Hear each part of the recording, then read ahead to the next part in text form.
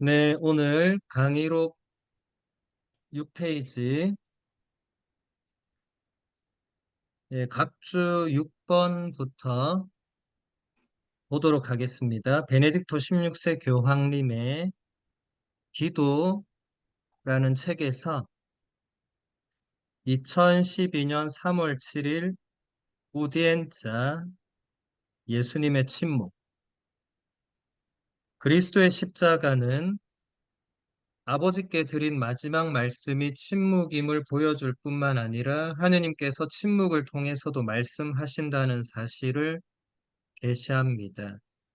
하느님의 말씀을 듣기 위해서는 안팎으로 침묵이 필요합니다.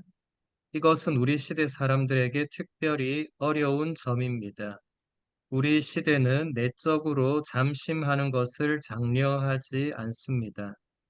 때로는 사람들이 하루를 꽉 채우고 있는 말과 이미지의 홍수 속에서 잠시 단절되는 것조차도 두려워한다는 인상을 받습니다.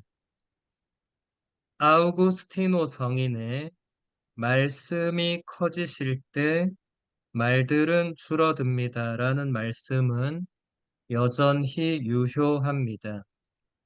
침묵은 우리 안에 하느님께서 거하실 내적 공간을 마련할 수 있습니다.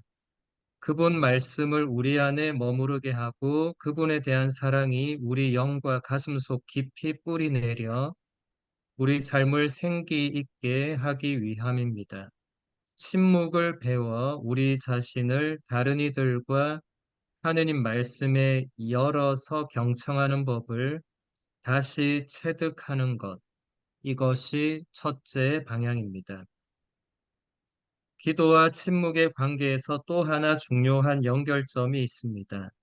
하느님의 말씀을 경청하도록 우리를 준비시켜 주는 것은 우리의 침묵만이 아닙니다. 자주 우리는 기도 안에서 하느님의 침묵과 마주하게 됩니다. 우리는 버림받은 것 같은 기분이 들며 하느님께서 듣지도 대답하지도 않으시는 것처럼 보입니다. 하지만 예수님의 경우처럼 하느님의 침묵은 당신의 부재를 뜻하지 않습니다. 그리스도인은 고통과 거부, 그리고 고독의 어둠 속에서도 주님께서 현존하고 들으신다는 사실을 잘 알고 있습니다. 주의 깊고 고요하며 열린 마음이 많은 말보다 더 중요합니다. 하느님께서는 우리 자신보다 더 우리 내면 깊은 곳까지 잘 아시며 우리를 사랑하십니다. 이것을 아는 것으로 충분합니다. 네,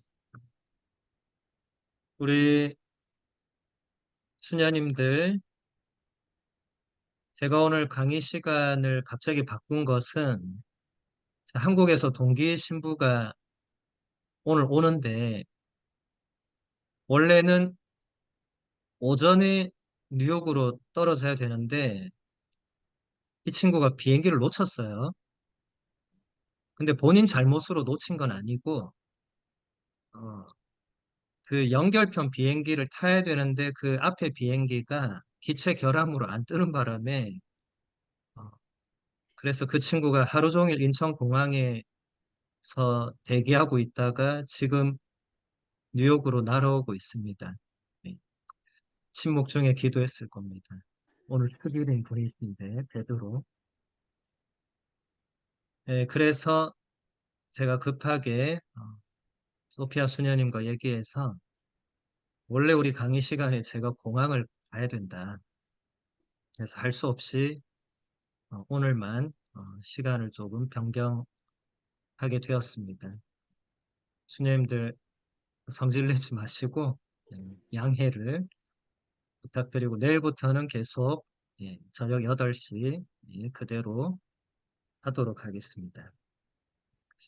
베네딕토 16세 교황님의 기도라는 책 예전에 나온 거 기억나시죠, 수녀님들?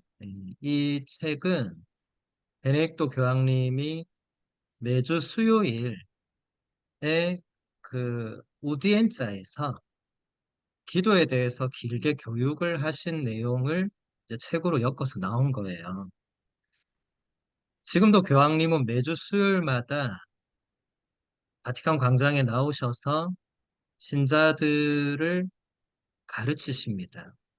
주일은 12시에 발코니에서 삼종기도 바치고 복음 말씀을 묵상하신 걸 나누어 주시고, 이것을 수요일 날 교황님이 신자들을 교육하시는 것을 이태리어로 우디엔자라고 합니다. 이태리어로 우디레는 듣는다는 말이에요. 라틴어 아우디레에서 온 거예요. 우리 지금 오디오란 말 쓰잖아요. 그게 거기서 유래한 겁니다. 그러니까 우디엔자는 그 단어 그대로 번역하면 듣는 거죠. 교황님 말씀을 경청하는 거죠. 그런데 지금 한국말로 이거를 뭐라고 번역했냐면 일반 알현 이렇게 번역을 해놨어요. 저는 번역 이거 누가 다 해놨는지 모르겠지만 좀 이렇게 좀 너무 생뚱맞은 번역들은 좀 손 좀 봤으면 좋겠는데 제가 주교회에 있지 않다 보니까 아무 힘이 없어서 그냥 이렇게 강의 시간에 말만 하고 다 넘어갑니다. 어쨌든 수녀님들이 수요일에 교황님이 나오시면 그게 일반 알현 시간이 아니고 교황님의 그 말씀과 가르침을 듣고 배우고 새기는 시간이라는 것, 그것을 기억하시고 혹시 수요일에 가시는 교황님 보러 가는 신자들 있으면 꼭 그 얘기를 해주시면 좋을 것 같아요. 교황님을 보러 가는 게 아니고 무슨 슈퍼스타 콘서트 가는 게 아니고 교황님 말씀을 들으러 가는 거다. 우디레 하러 가는 거다. 베네딕토 교황님의 그 탁월한 그 신학자로서의 면모를 유감없이 보여준 시간이 이 우디엔자 시간이었어요. 그래서 베네딕토 교황님의 우디엔자는 주제별로 거의 다 이게 계속 지금 책으로 나왔습니다. 그래서 이 기도라는 책도 그 어떤 기도에 대한 어, 책들보다 제가 봤을 때 정말 깊이도 더할 나위 없고 또 정말 그 설명도 베네딕토 교황님의 그 신학자의 그 탁월함을 너무나 잘 보여주는 그런 설명들이어서 수녀님들 예전에 다 읽어보셨겠지만 또 다시 한번 읽어보시기를 권하고 또 제가 이 책으로 제가 부산의 바오로 딸 수녀님들한테 강의도 한 적이 있거든요. 강의가 한 세 편인가 있어요. 그래서 제가 하나를 수녀님들한테 나중에 올려드릴 테니까 한번 들어보시고 궁금한 분은 이제 2, 3편을 그 안에서 또 찾아서 들어보시면 되겠죠. 책을 구하거나 그러기가 어려운 분들은 제 블로그에 그 강의록의 책 내용들이 이렇게 있으니까 그거 보시고 제 강의를 들으시면 될 겁니다.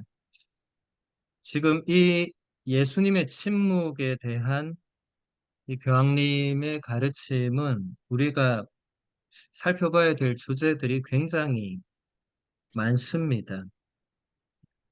먼저 이 그리스도의 십자가는 하느님께서 침묵을 통해서 말씀하신다는 그 사실을 우리에게 가르쳐 준다. 이제 십자가에 뭐 여러 가지 의미가 있는데 어, 침묵 속에서 말씀하시는 하느님이 가장 분명히 드러나는 곳이 아들 예수님의 그 십자가라는 거죠. 거기서 하느님은 아무 말씀이 없으시고 거기서 예수님도 시편 9절 몇 편으로 당신 생을 마무리하시고 거기서 성모님도 아무 말씀을 안 하시고 거의 뭐 왜 이렇게 아드님의 생이 이렇게 끝나야 되나, 인간적으로 볼 때. 근데 그게 침묵으로 말씀하시는 하느님. 예수님께서 그 순간 하느님과 침묵 안에서 뭔가 서로 말씀이 오갔겠죠, 당연히. 그러지 않고서는 거기에 그렇게 매달려서 그냥 돌아가시는 건 너무나도 이게 어, 뭔가 맞지 않죠.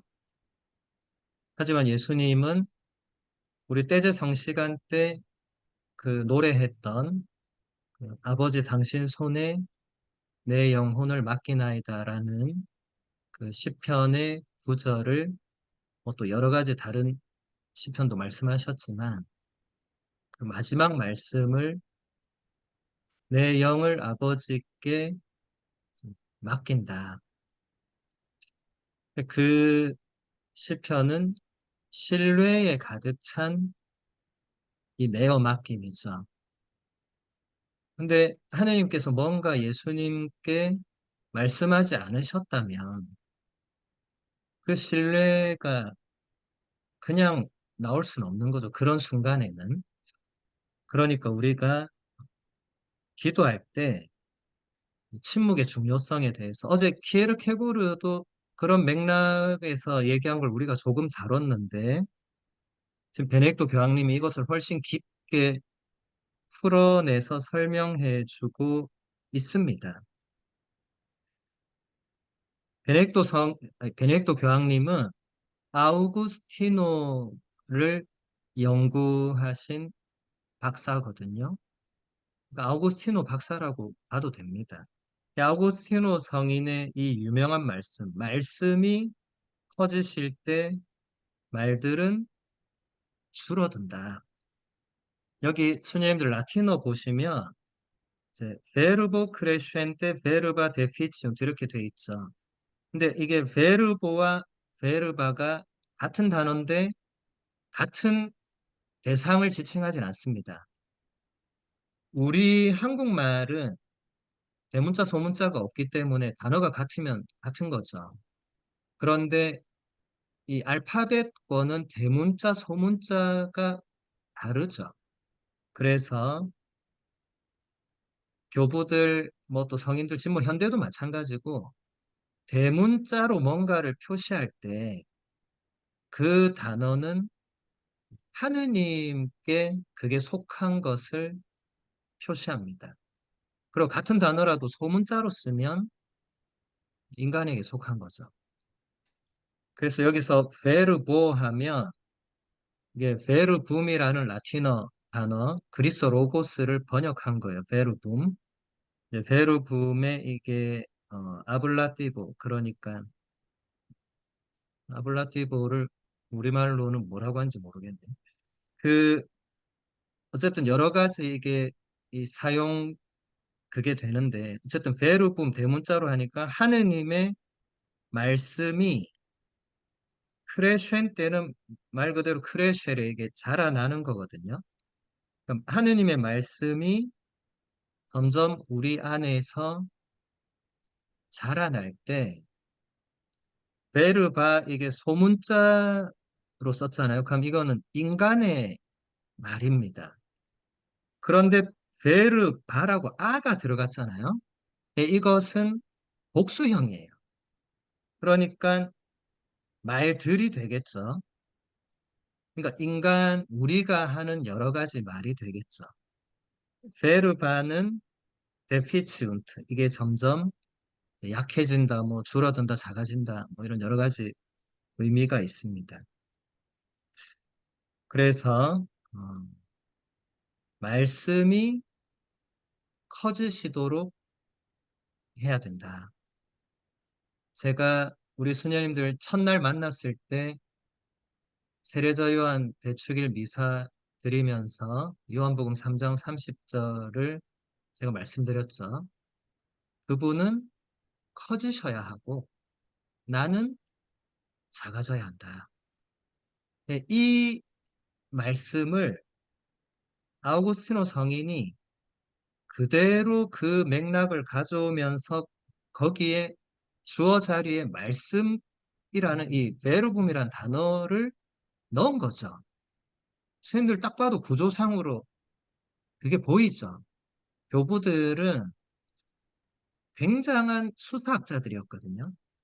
이 수사학적 기법이 어마어마한 분들이었어요. 성경의 그 구절을 보고 이분들이 그 구절을 다시 해설할 때 이 수사학적 기법이 엄청 동원이 되고 이제 그것을 우리가 잘 읽어내야 되는데 근데 그러려면 원문을 봐야 이걸 알 수가 있어요. 그러니까 이렇게 라틴어나 그리스어로 쓰여진 원문을 봐야 아, 이게 뭔가 수사학 기법이 들어갔구나라는 것을 알 수 있고 그냥 한국말로 보면 사실 전혀 그게 드러나지 않죠. 근데 말씀이 잘한다. 수님도 이 표현도 어디선가 들으신 기억이 있죠? 예전에 2006년도에 이현학 요나 수사님, 우리 올리베타노 수님들 잘 아시죠? 뭐, 다 아시죠? 그분은 워낙 이 거룩한 독서의 좋은 스승님이시죠. 그분이 지난 2006년도에 말씀은 읽느니와 함께 자란다라는 그 거룩한 독서 렉시오 디비나의 그 안내서를 집필 하셨죠. 근데 그분도 교부학자예요. 그분도 로마에서 교부학을 공부하신 분이라 이 말씀은 읽느니와 함께 자란다라는 이 책 제목은 요나 수사님이 만들어낸 게 아니고 성대 그레고리오 교황님의 말씀을 그대로 가져오신 겁니다. 그러니까 하느님의 말씀이 자란다는 거는 그레고리오 교황님이 그걸 어떻게 해설했냐면 말씀이 자라난다는 이게 좀 뭐가 안 맞잖아요. 근데 그것을 읽는 이와 함께 그 말씀이 자라난다. 그러니까 이것은 말씀이 자라난다기보다는 그 말씀, 성경 말씀을 읽고 묵상하는 그 사람 내면 안에서 전혀 하느님 말씀이 없거나 그 토양이 굉장히 부족했던 그 내면에 하느님 말씀이 씨앗처럼 심어지고 거기서 이제 겨자씨가 점점 나무로 자라나듯이 그렇게 하느님 말씀이 그 사람 안에 자라난다라는 거죠. 그리고 그렇게 될 때 그 사람이 그냥 인간적으로 하는 말들은 자연스럽게 줄어들게 된다는 거죠. 그래서 수녀님들 사막 교부들의 금언집 이런 거 아마 다 수녀원에서 읽어보셨을 건데 그런 거 읽어보면 이제 사막 교부들이 이제 이런 맥락에서 이 침묵과 말을 최대한 줄이라는 것을 대단히 강조해요. 그 이유는 바로 이 문장에 있습니다. 하느님의 말씀이 우리 안에서 커지기 위해서는 혹은 자라나기 위해서는 우리가 그냥 일상에서 하는 말을 줄여야 되는 거예요. 그래서 지금 수녀님들도 대침묵 중에 피정을 하시는 이유도 다 거기 있습니다. 지금 수녀님들 이 피정의 여정 안에서 수녀님들 내면에 하느님의 말씀이 자라나고 커지고 있어야 됩니다. 뭐 물론 기간이 뭐 길지는 않지만 그 지향으로 매 순간순간 하루하루를 임하셔야 돼요. 그래서 제가 매일 말씀 카드를 수녀님들이 받으시도록 한 겁니다. 이 문장이 수녀님들 피정 안에서 조금이라도 이렇게 이루어질 수 있도록. 물론 꼭 그 카드 안에 있는 말씀만이 수녀님들 내면에 자라날 필요는 없고, 그날 뭐 독서 복음이든 또 그날 책으로 묵상한 구절이든 하나님 말씀은 우리 안에 그날 하루에도 여러 말씀들이 우리에게 들려오잖아요. 그런데 우리가 그것을 다 묵상하고 막 이렇게 할 수는 없죠. 그 중에서 수녀님들께 가장 와닿는 말씀, 그게 이제 묵상에서 기본 출발이 되죠. 가장 와닿는다는 것은 그 말씀이 나에게 뭔가 말을 건넨다는 거죠. 그래서 그게 왜 와닿는가를 이제 찾아 들어가면서 묵상의 여정이 시작이 되죠. 근데 그게 꼭 한 문장이 아니어도 상관없고, 한 단어나 아니면 그 문장을 통해서 또 나에게 떠오른 어떤 사건이나 이미지나 뭐 그 무엇이든지 그것을 가지고 수녀님들이 하느님께서 나에게 무엇을 말씀하시는가를 점점 찾아가야 되는 거죠. 자, 그 다음 계속 그 본문에서 그 밑에 부분 보면 하느님의 침묵. 우리는 버림받은 것 같은 기분이 들며 하느님께서 듣지도 대답하지도 않으시는 것처럼 보이는데 십자가 예수님의 경우처럼 하느님의 침묵은 하느님의 부재를 뜻하지 않고 그리스도인은 고통과 거부 그리고 고독의 어둠 속에서도 주님께서 현존하고 들으신다는 사실을 알고 있다. 이것이 우리가 시련과 고통 중에 또 하느님의 무응답과 침묵 중에 우리가 지녀야 될 확신입니다. 물론 이게 쉽지 않죠. 이게 쉬우면 뭐 굳이 뭐하러 우리가 이렇게 매일 침묵 중에 피정하고 하겠어요. 이게 어려우니까 끊임없이 하느님과 또 씨름하는 거죠. 근데 그 밑에 보면 주의 깊고 고요하며 열린 마음이 많은 말보다 더 중요하다. 우리가 고통 중에 기도할 때 많은 말로 하느님 제가 지금 힘들고 하느님 다 알고 계세요. 힘들다고 계속 얘기 안 해도 알고 계시죠. 그래서 이때 고요하게 열린 마음으로 그분께 다가가는 것. 하느님께서 구약의 사무엘기를 보면 이제 사무엘을 통해서 사울 왕의 뒤를 이을 왕을 뽑는데 그 잘생긴 아들들을 하느님이 뽑지 않으시죠. 근데 사무엘은 큰아들 엘리압을 보자마자 아, 이 사람이다 이랬죠. 이게 우리의 모습입니다.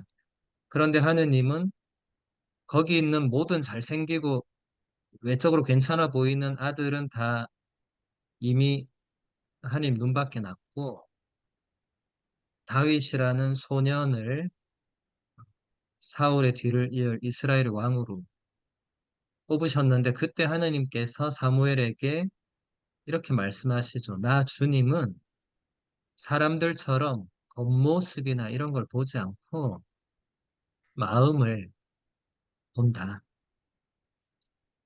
그래서 주님들께 제가 드린 그 주님의 기도 책에도 제가 이 부분을 조금 얘기하고 주님들이 아마 묵상할 수 있는 그, 그 챕터가 있을 거예요. 하느님께서 마음을 본다. 그리고 지금 베네딕토 교황님 그 다음 문장 보면 하느님께서는 우리 자신보다 더 우리 내면 깊은 곳까지 잘 아신다. 지금 이게 이번 피정 때 계속 이어지는 맥락이죠. 하느님이 아시는 건 우리가 아는 거랑 차원이 다르고 하느님은 우리보다 더 우리 마음과 우리 내면을 잘 알고 계시는 분이죠. 그분이 아시는 게 어디까지인지 사실 우린 몰라요. 그렇지만 하느님께서 내 마음을 보시고 아신다는 여기서 우리 수녀님들이 하느님께 많은 말보다 지금 시련에서 괴로워하고 있는 내 마음을 지금 아무도 없고 나 혼자서 힘겨워하는, 그렇지만 하느님을 신뢰하는 그 마음을 하느님께 봉헌해야 되는 거죠. 맡겨드려야 되는 거죠. 시편 저자도 보면 주님 당신은 모든 것을 사사치 보시고 아십니다. 이런 고백들을 많이 하고 있죠. 그래서 수녀님들 기도가 잘 안 될 때는 시편을 펼쳐서 그 시편으로 기도하는 게 매우 큰 도움이 됩니다. 도저히 내 마음이 기도가 안 될 때 이제 시편을 쭉 이렇게 읽다가 또 읽다 보면 딱 지금 내 처지와 똑같은 시편이 반드시 나오거든요. 그러면 이제 그거 가지고 이제 그냥 그거를 읽으면서 기도하는 거죠. 근데 그렇게 하다 보면 그 시편 저자, 뭐 주로 다윗이고 솔로몬이고 또 그 외에 이제 익명의 저자들이 우리와 비슷한 처지에서 지금의 내 상태와 같은 마음으로 그래도 하느님께 그 마음을 드리려고 했던 그 인간적인 발버둥 혹은 어, 그 애쓰는 그 마음, 그것을 우리가 시편보다 더 잘 표현해 낼 수는 없겠죠. 그래서 예수님도 십자가에 마지막 매달려 계실 때 시편으로 기도하셨을 것입니다. 그런 맥락에서 물론 다른 맥락도 있죠. 예수님이야말로 구약에서 예언된 모든 것이 이루어지는 분이니까 그렇게 하신 것도 있겠지만 제가 묵상할 때는 어, 우리도 그런 고통 중에는 사실 기도가 안 되잖아요. 수님들도 아마 어, 기도가 안 나올 때가 있을 거예요. 물론 규칙상으로 기도해야 되는 시간에는 기도해야 되겠지만 그냥 내가 기도해야 될 때 기도가 안 나오거나 기도하기 싫거나 혹은 하느님 나한테 이럴 수 있느냐 하고 뭐 따지고 싶거나 뭐 여러 가지 그런 상황들이 있겠죠. 근데 그럴 때 그 시편으로 그 시편의 한 구절. 그래서 수녀님들 제가 수녀님들과 떼제 성시간을 했던 이유도 그 떼제 성가들이 보면 시편 구절로 그 성가를 만들어 놓은 게 많아요. 그래서 그걸 또 성가로 부르다 보면 이 성가는 힘이 있잖아요. 그냥 내가 말로 아버지 당신 손에 제 영혼을 맡기나이다 이렇게 하는 거랑 우리 그날처럼 떼제를 노래하는 거랑은 이게 다르죠. 그 아구스티노 성인이 성가는 두 번 기도하는 거라고 그런 말씀을 이미 하셨잖아요. 그래서 그런 게 도움이 됩니다. 혼자 있을 때 그냥 혼자 떼제 성가를 반복해서 노래할 수는 있죠. 뭐 누구 들으라고 크게 할 필요도 없고. 근데 저도 혼자 있을 때 또 고통 중에 기도가 안 될 때는 성가를 혼자서 불렀어요. 누가 보면 이제 미친 사람처럼 봤을 거예요. 근데 미치든 말든 내가 지금 힘들어 죽겠으니까 뭐 그건 중요한 건 아니고 근데 그렇게 성가를 부르다 보면 어, 그 성가 안에 그 가사의 내용, 그 뭐 대부분 그게 성경이나 기도니까 또 그 음률들이 제 마음을 이제 다시 적시면서 다시 힘을 내서 살아갈 수 있는. 그래서 저는 신학교 때 성가대를 10년을 했어요. 정말 싫었거든요. 아마 우리 선생님들도 성가 연습, 전래 연습 다 싫어하실 거예요. 근데 저도 그때는 정말 싫었는데, 제가 로마에서 유학할 때 혼자 힘들 때 성가를 이렇게 부르면서 이렇게 뭔가 다시 이렇게 힘을 찾거나 하느님의 현존을 느끼거나 할 때, 그 신학생 때 그토록 싫었던 성가 연습이 지금 나에게 이토록 도움이 될 줄 몰랐죠. 그게 우리가 하나님께서 우리에게 뭔가 이렇게 특히 우리 수련 과정이나 우리의 이 여정에서 우리가 거쳐야 되는 혹은 하기 싫은데 억지로 해야 되는 것들이 그 의미 없거나 쓸데없거나 부질없거나 이런 게 하나도 없다는 거. 그 순간에는 그냥 인간적으로 하기 싫고 귀찮고 그런 마음이 있지만 그게 나중에 어떻게든지 하느님께서 원하시는 방향으로 사용되고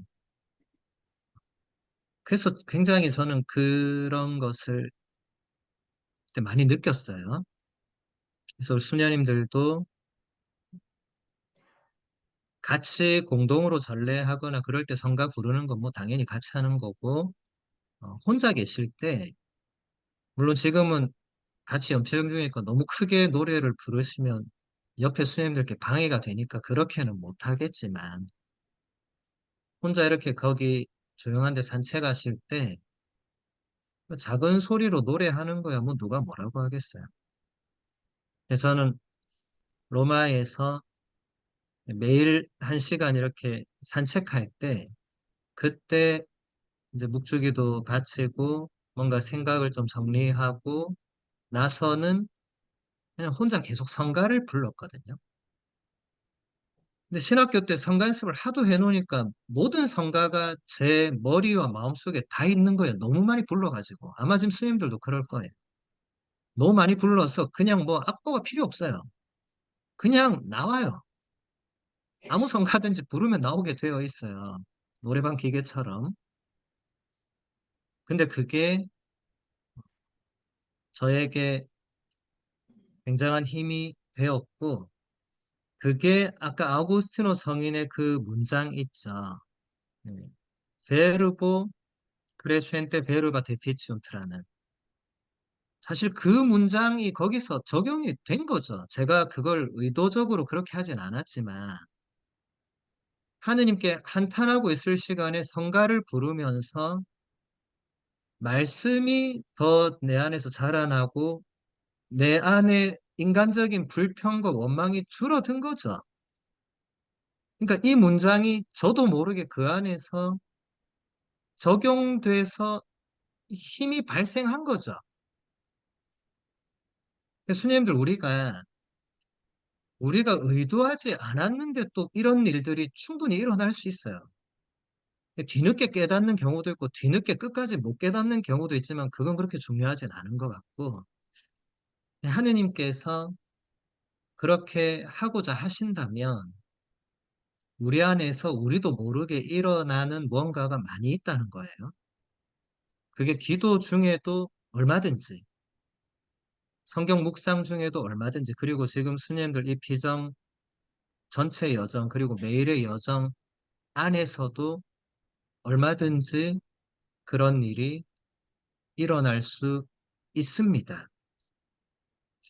그래서 이것을 어, 우리가 이 피정의 여정 안에서 그 수녀님들 내면의 그런 움직임들, 또 하느님께서 우리 내면에서 지금 어떤 작업을 하시는지 이런 걸 잘 캐치해 나가는 건 매우 중요하죠.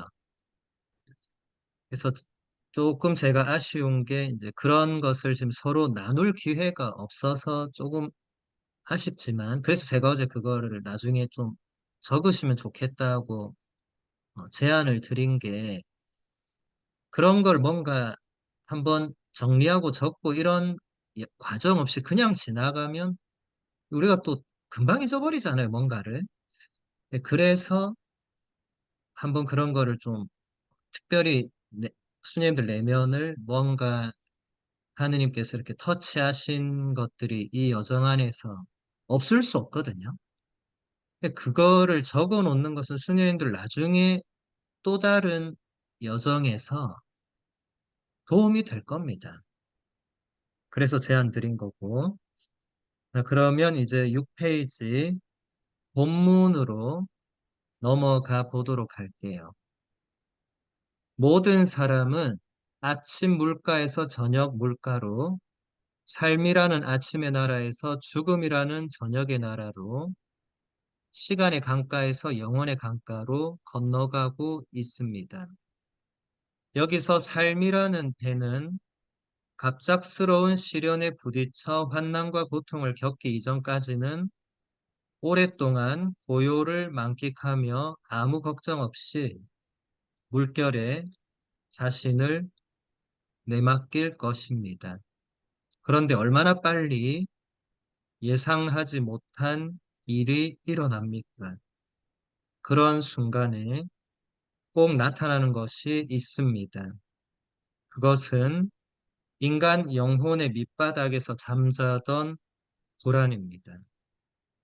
불안에 사로잡히면 온몸이 마비되는 것처럼 느껴집니다. 이성도 불안에 굴복합니다. 따라서 좋은 조언자가 있는 사람은 참으로 행복합니다. 네, 우리 수녀님들 다 이 수도 생활을 해오시면서 또 뭐 수도 생활 이전에 그냥 한 사람, 그냥 인간으로서 불안을 느껴보지 않은 분들은 아마 이 자리에 없으실 거라고 저는 생각합니다. 만약에 있으시다면 저의 예상을 빗나간 분이기 때문에 제가 거기에 대해서는 뭘 드릴 말씀이 없고, 어, 대부분 이제 불안을 경험해 보신 분들은 그게 가진 그 강한 힘을 느끼셨을 거예요. 그걸 여기서 로돌프 신부님도 얘기하는 게 이성조차도 굴복할 수밖에 없는 굉장히 강한 힘이 작용한다는 거예요. 제가 유학 생활할 때 가장 힘들었던 것은 이 불안이었거든요. 근데 제가 지금 생각해도 왜 그렇게 제가 불안에 끌려다녔나 싶을 정도로 그 일어나지도 않을 일을 가지고 미리 걱정하고 불안해하고 잠 못 자고 막 그랬던 그 시간들이 그게 다른 무엇보다도 그게 저를 너무나 힘들게 했던 근데 외국이라는 그 자체 혹은 뭐 말을 잘 못하고 못 알아듣고 하는 그게 그 유학 생활의 본질적인 힘겨움이 아니었고 그냥 불안해하는 그게 가장 본질적인 힘겨움이었어요. 뭐 예를 들면 이런 거죠. 내일 시험인데 우리 수험들 다 시험 전날의 불안감은 뭐 다 예전에 소시적에 다 경험해 보셨을 거니까 불안하잖아요. 근데 그래도 공부를 내가 좀 열심히 하거나 밤을 새서 했거나 그렇게 하면 그래도 어느 정도 불안을 좀 누르고 시험 치러 가잖아요.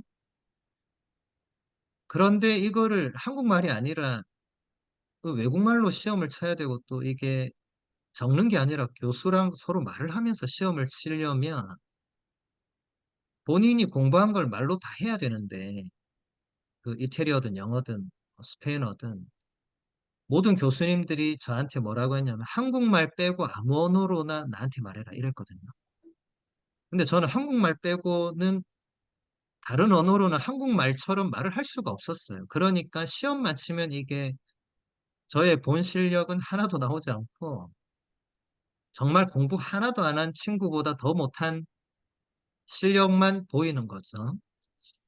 네, 그러다 보니까 이 불안감, 시험 치러 가는 내내 교수님이 이걸 물었는데 내가 이거를 문장으로 못 만들면 어쩌지? 왜냐면 그 순간에는 문장을 만들어낼 수가 없으니까. 그냥 외국 생활을 할 때 수녀님들 느끼셨겠지만 그냥 단어 몇 개 던져도 상대방이 뭐 알아듣고 그러잖아요. 근데 시험 칠 때 단어 몇 개 던지면 빵점이에요. 이게 지금 대학원 과정인데 대학원 과정 시험에 단어 몇 개 말하는 건 교수님이 너 공부 참 잘했네. 이렇게 할 수가 없잖아요. 너는 가서 이태리어 공부 좀 하고 와. 이렇게 되거든요.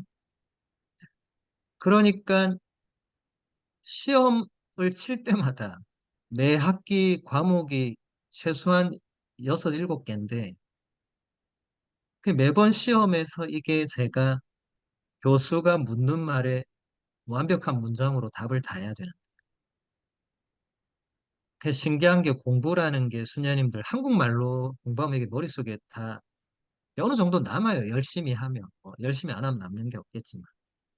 근데 외국말로는 몇 날 며칠 밤을 새서 봐도 외워도 이게 머릿속에 안 남더라고요. 그 정말 신기하더라고요. 그래서 저만 그런 줄 알았더니 다른 분들 물어보니까 똑같은 거예요. 그래서 결국 초창기에 신부님들이 하는 방식은 이걸 한국말로 외워서 가서 이태리어로 만들어내는 거예요. 도저히 머릿속에 안 남으니까. 근데 이게 더 놀랍고 웃기는 사실은 우리 유행가 가사 중에 그대 앞에만 서면 나는 왜 작아지는가 이런 유행가 스님들 기억나실지 모르겠어요. 아주 옛날에.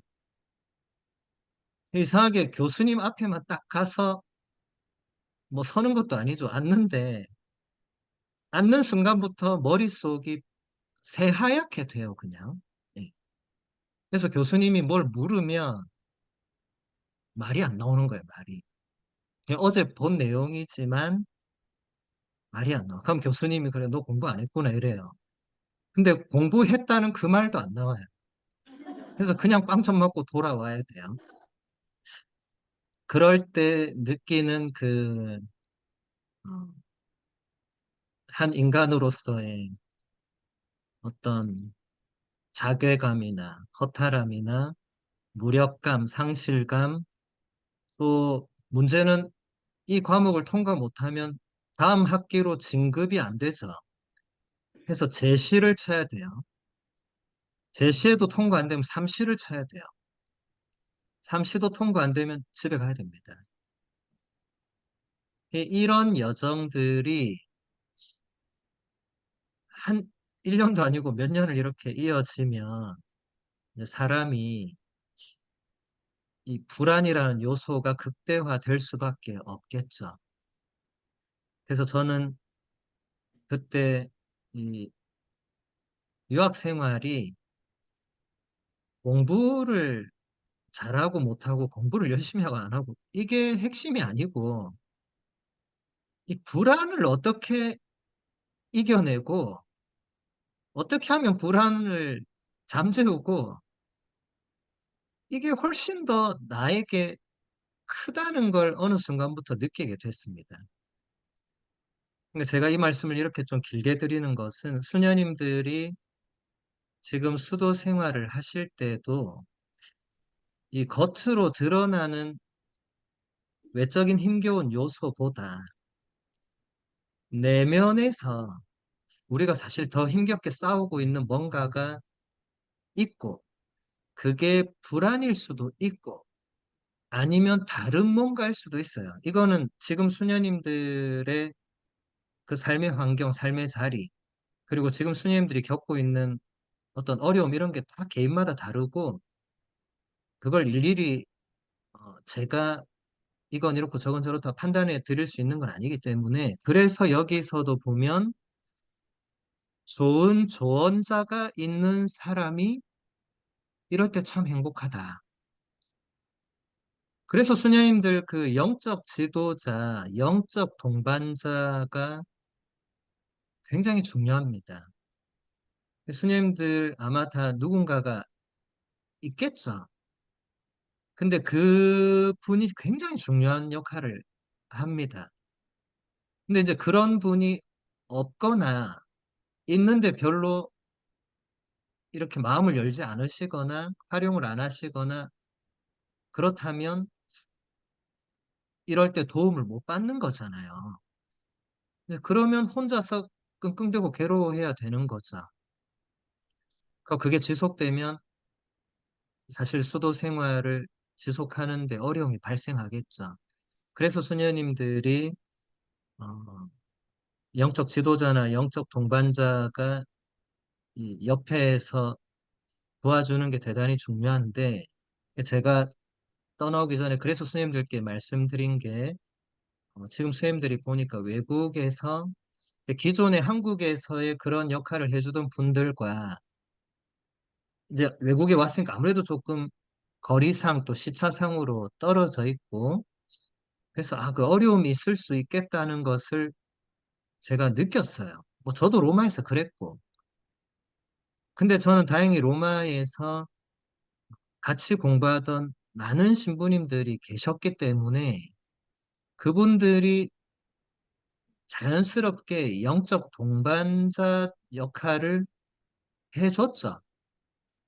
그래서 그 어려운 시간을 잘 넘어갈 수 있었던 거고, 근데 수님들은 아마 그런 부분에도 좀 한계가 많으실 거니까, 제가 혹시 필요한 분들은 저한테라도 제가 아직은 또 미국에 있으니까 뭔가 이렇게 말씀해 주시면 제가 같이 이렇게 해드릴 수 있다고 예, 한 것입니다.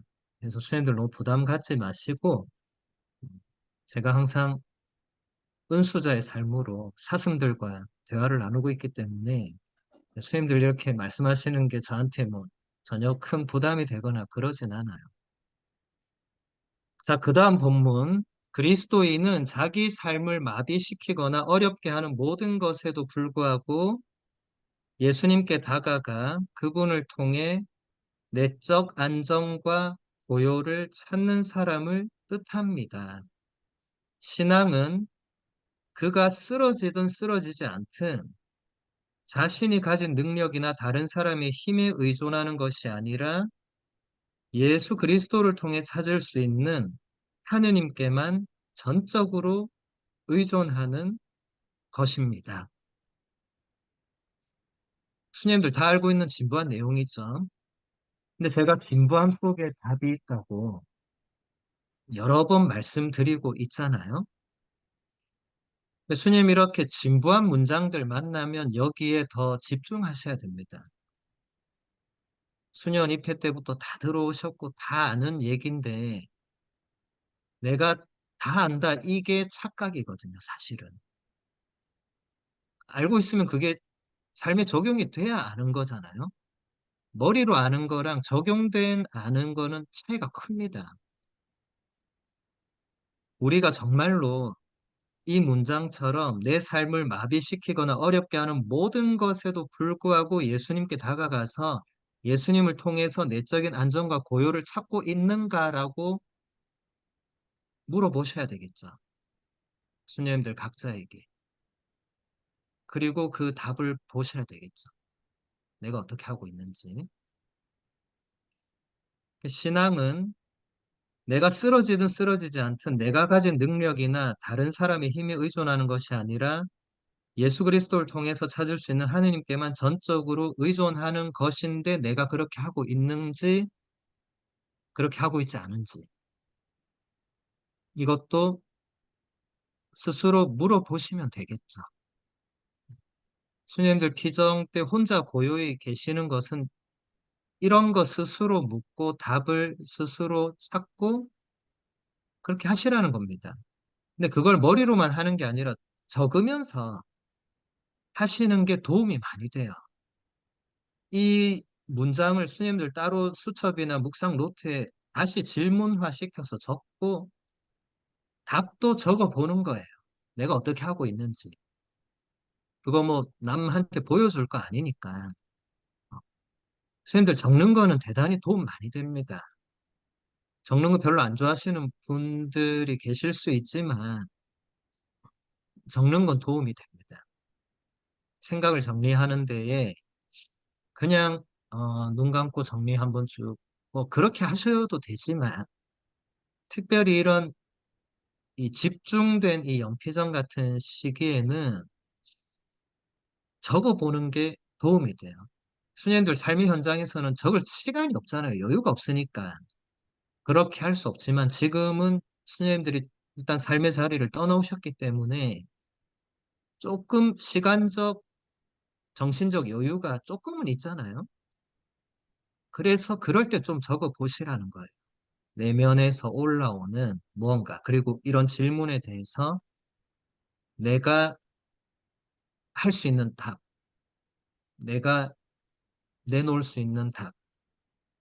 그건 본인만이 내놓을 수 있는데, 물론 안 적고 내놓을 수도 있지만, 그렇게 하면 또 이게 금방 싹 지나가잖아요. 그러니까 적어 놓으면 이걸 나중에 다시 보고 안 보고는 둘째 문제라 하더라도 그 순간에도 이 글이 힘이 있다고 제가 그랬잖아요. 제가 계속 강조하는 거는 수녀님들 그게 중요한 겁니다. 훌륭한 학생은 교사가 계속 강조하면 저게 제일 중요하구나. 이걸 빨리 캐치를 해야 돼요. 중요하니까 또 얘기하는 거예요. 안 중요하면 한 번 더 얘기 안 하겠죠. 근데 중요한 거는 자꾸 얘기할 수밖에 없는 겁니다. 그게 그만큼 뭔가 핵심적인 그 키워드 혹은 그런 길이 된다는 거죠. 그 다음 본문, 성경의 이야기는 바로 우리 이야기입니다. 성경의 이야기는 감추어진 내 체험을 보게 합니다. 이런 이유에서 죽어서 누워있는 야이로의 딸을 만나기 위해서 그리 멀리 가지 않아도 됩니다. 왜 그렇습니까? 나이가 많든 적든 모든 인간 안에는 죽어서 누워있는 무언가가 있기 때문입니다. 그것은 어쩌면 이미 죽어서 굳어버린 상태인지도 모릅니다. 이것이 전부가 아닙니다. 희망과 갈망, 꿈과 기대, 기쁨과 용기 등도 죽어 있습니다. 따라서 우리는 스스로에게 물어보아야 합니다. 나는 내 안에서 고개를 떨구고 있는 것, 바닥에 주저앉아 있는 것, 내 힘으로는 더 이상 어쩔 수 없는 것이 과연 무엇인지 알고 있는가? 성경의 이야기는 나의 이야기입니다. 제가 이거는 다른 강의에서도 여러 차례 얘기합니다. 왜냐하면 우리 신자들이 제가 가만히 보니까 성경을 강 건너 불구경하듯이 읽거나 듣는 분들이 의외로 많으시더라고요. 미사 때 말씀의 전례 때 하느님 말씀이 선포되고 있는데 전혀 경청하지 않고 그냥 마음이 콩밭에 가 있고 그런 분들이 너무 많으시더라고요. 나의 이야기라는 걸 배워본 적이 없는 분들이 너무 많으시더라고요. 근데 수녀님들이 성경을 읽거나 전례에서 듣거나 어떤 말씀 카드를 통해서 말씀을 접하거나 할 때 나의 이야기가 아니라고 처음부터 전제를 깔고 들어가면 똑같이 될 수밖에 없습니다. 왜냐하면 내 이야기가 아니다 이러면 벌써 그게 귀에 들어올 리가 없거든요. 수님들 다른 사람이 계속 뭐 쓸데없는 이야기하면 그 귀에 안 들어옵니다, 그게. 그냥 너는 말해라, 나는 다른 생각한다. 이렇게 갈 수밖에 없어요. 내 관심과 나의 내면에 뭔가 건드리지 못하는 그런 말들은 그냥 허공에서 맴도는 거죠. 그런 만남이 하느님의 말씀과의 만남에서 그렇게 되면 안 되겠죠. 물론 우리 동료 스님들끼리도 대화에서 그런 얘기가 계속되면 안 되겠죠. 그래서 예수님께서도 너희는 기도할 때 빈말을 되풀이 하지 말라고 하신 것도 그 맥락이겠죠. 그래서 성경을 스님들이 묵상할 때 어떤 한 말씀을 묵상할 때 나의 이야기로 묵상을 해야 되는데 이게 처음부터 바로 되는 건 아니죠. 이게 어떻게 나의 이야기가 되는가? 이제 이게 묵상 안에서 우리가 해야 되는 작업이고 우리가 걸어가야 되는 여정이죠. 그게 나의 이야기라는 걸 깨달아야 되는. 지금 여기 루돌프 신부님이 마르코 공서 5장 34절에서 43절의 그 야이로의 딸을 살리는 이야기에서 이 우리에게 이 좋은 묵상의 여정을 이렇게 하나 제시해 주셨는데, 이 야이로의 딸이 죽어 있는 것, 거기서 지금 어떻게 묵상이 들어갔냐면, 나이가 많든 적든 모든 인간 안에 죽어서 누워있는 무언가가 있다. 그것이 야이로의 딸로 이제 표현된, 이것은 교부들이 성경을 영적으로 해설한 그 맥락이거든요. 예, 이 루돌프 신부님이 교부들의 그 해설을 굉장히 잘 알고 계셨던 분인 것 같아요. 교부들의 그 성경 해석은 교부들의 성경 주해라는 그 책 다 아시죠, 수녀님들? 그 29권짜리 그 창세기부터 요한묵시록까지 있는 영어, 한국말, 뭐 이태리어 다 있어요. 그래서 그 책들을 참고하시면 도움이 되고, 당장 지금 구하기가 어려운 분들은 제 강론이 거의 교부들의 성경 주해로 출발을 하거든요. 제가 교부 학자라서 그런 게 아니고, 제가 교부들의 이 성경 주해를 보면서 제가 깨달은 한 가지 확실한 것은, 전 죽었다 깨어나도 이렇게 해설할 수가 없다는 걸 알았기 때문에 항상 그걸 먼저 소개 혹은 인용하면서 그 다음에 제가 제 묵상을 넣거나 아니면 뭐 또 다른 뭔가를 넣거나 이렇게, 제 강론은 로마 이후부터는 대부분 그렇게 돼 있어요. 로마 이전에는 제가 사실 교부들에게 별 관심이 없었기 때문에 그냥 제 묵상을 했었고, 여기서 야이로의 딸이 죽어 있다는 것은 우리 안에 죽어서 굳어 있는 상태로 있는 희망, 갈망, 꿈, 기대, 기쁨, 용기, 이런 것들이 죽어 있는 상태를 나타낸다. 저는 이 문장에서 제가 로마에서 정확하게 이런 상태로 날마다 좀비처럼 학교 다니고, 난 누군가 또 여긴 어딘가 이러면서 정말 그 시간을 보냈던 그 체험으로 이걸 바로 알아듣겠더라고요. 내가 정말 야이로의 딸이었구나 라고.